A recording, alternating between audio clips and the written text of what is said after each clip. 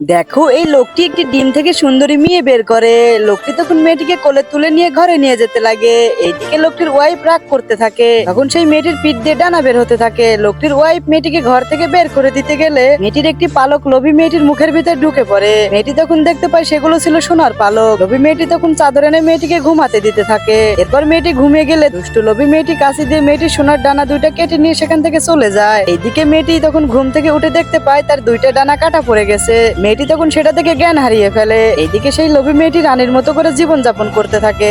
এরপর লোভী মেয়েটি চুরি করা ডানা থেকে সোনার পালক শেষ হয়ে যেতে লাগে। এর কিছুদিন পর দুষ্টু লোভী মেয়ে ঘুম থেকে উঠে দেখতে পায়, তো সেটা দেখার আগে মায়ের কাছে 10 টাকা চাইলে 20 টাকা দেয়। এই মায়ের জন্য ভিডিওতে একটি লাইক দিয়ে চ্যানেলটি সাবস্ক্রাইব করে দাও এবং মায়ের জন্য এই লাভ ইমোজিটা কমেন্টে পাঠিয়ে দাও। তো যাই হোক, লোভী মেয়েটির ঘরে থাকা সব সোনার জিনিসপত্র নিয়ে চলে যায় দুষ্টু ছেলেগুলো। লোভী মেয়েটি তখন কান্না করতে থাকে। এদিকে সেই মেয়েটি ঘুম থেকে উঠে দেখতে পায় তার পিঠে নতুন করে ডানা বের হয়ে যায়। তো সেটা দেখে ছেলেটা অনেক খুশি হয়ে মেয়েটাকে কিস করতে থাকে। তো বন্ধুরা, যাওয়ার আগে ভিডিওতে একটি লাইক করে দিও।